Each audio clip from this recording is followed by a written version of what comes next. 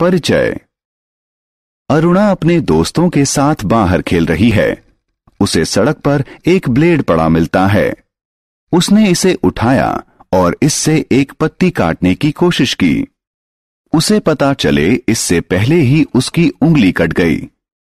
वह अपनी खून बहती हुई उंगली पकड़कर घर के लिए भागी। उसकी मां ने घाव साफ कर उस पर पट्टी बांधी। प्राथमिक उपचार करने के बाद वह अरुणा को चिकित्सक के पास ले गई। इस पाठ में हम प्राथमिक उपचार के बारे में जानेंगे। आओ सीखें। आपातकालीन चिकित्सा को परिभाषित करना। निम्नलिखित में प्राथमिक उपचार के चरणों को बताना। जलने में, चोट लगने में, नाक से खून बहने में, सांप और बिच्छू के दंश में, कीड़ों के दंश में, जानवर के काटने में, हड्डी टूटने में, मोच आने में। आपातकालीन चिकित्सा। एक बुजुर्ग आदमी पार्क में बैठा हुआ था। अचानक ही उसने अपने सीने के बाएं हिस्से में तेज दर्द महसूस किया। शायद उसे हृदयाघात हुआ हो। उसे तत्काल चिकित्सा की आवश्यकता है। किसी रोगी को उसके प्राण या किसी स्थायी घाव से बचाने के लिए दी जाने वाली तत्काल चिकित्सा को आपातकालीन चिकित्सा कहते हैं। गंभीर दुर्घटनाएं, हृदयाघात, दमा का दौरा इत्यादि में आपातकालीन चिकित्सा की आवश्यकता होती है। आइए अब कुछ ऐसे उपचार सीखें जो छोटे घावों की चिकित्सा में काम आ सकते हैं।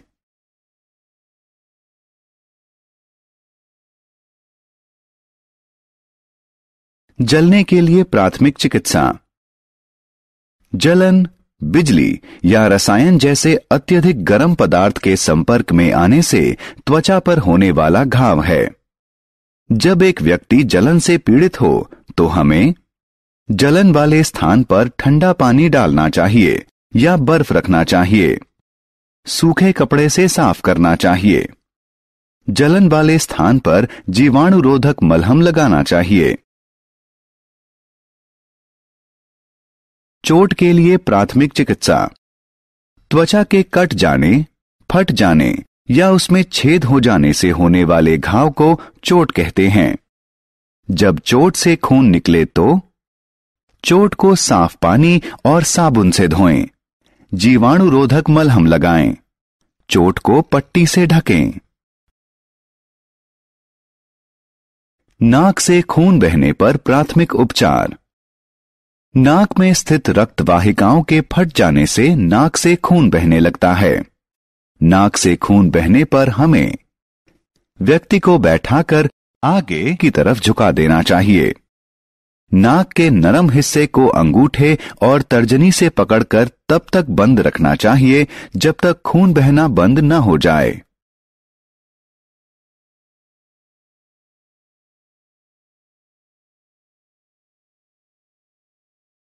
सांप या बिच्छू के दंश का प्राथमिक उपचार। सांप या बिच्छू का दंश जानलेवा साबित हो सकता है। सांप या बिच्छू के दंश से जीवन रक्षा के लिए जहर को शरीर के अन्य हिस्सों में फैलने से बचाने के लिए घाव के ठीक ऊपर एक रस्सी या कपड़े का टुकड़ा बांधें। घाव को साबुन और पानी से साफ करें। शरीर से जहर निकालने के लिए खून को चूस कर बाहर थूक दें। कीड़ों के दंश का प्राथमिक उपचार। कुछ कीड़ों का दंश घातक हो सकता है। प्रभावित भाग को साबुन और पानी से धोएं। दर्द से राहत के लिए प्रभावित भाग पर बर्फ रखें। खुजली से बचाने के लिए कोई जीवाणुरोधी मलहम लगाएं।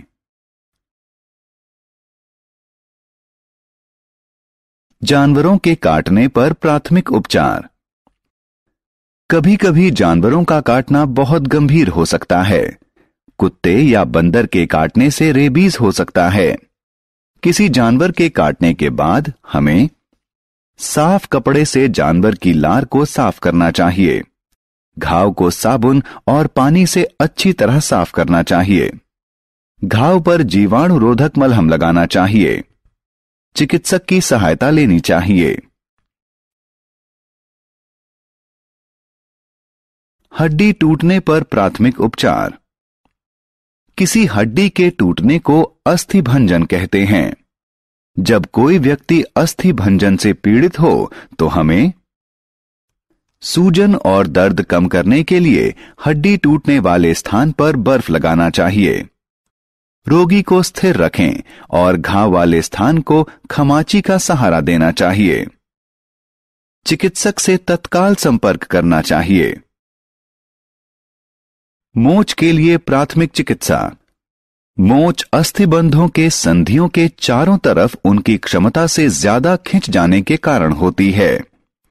मोच से राहत पाने के लिए हमें दर्द और सूजन में कमी के लिए प्रभावित भाग पर बर्फ लगाना चाहिए। सहारे के लिए पट्टी बांधनी चाहिए। घाव वाले भाग को थोड़ी ऊंचाई पर रखना चाहिए। हमने क्या चर्चा की? किसी रोगी को उसके प्राण या किसी स्थायी घाव से बचाने के लिए दी जाने वाली तत्काल चिकित्सा को आपातकालीन चिकित्सा कहते हैं। बिजली या रसायन जैसे अत्यधिक गर्म पदार्थ के संपर्क में आने से त्वचा पर होने वाला घाव जलन कहलाता है। त्वचा के कट जाने, फट जाने या उसमें छेद हो जाने वाले घाव को चोट कहते हैं। नाक से खून तब बहता है जब नाक में स्थित रक्त वाहिकाएं फट जाएं। कीड़ों के दंश से गंभीर एलर्जी अभिक्रिया हो सकती है। अस्थिभंजन अस्थियों में होता है। अस्थिबंधों और रक्तवाहिकाओं के खिंचाव को मोच कहते हैं। छोटे घावों की देखभाल घर पर ही घरेलू उपचारों से की जा सकती है।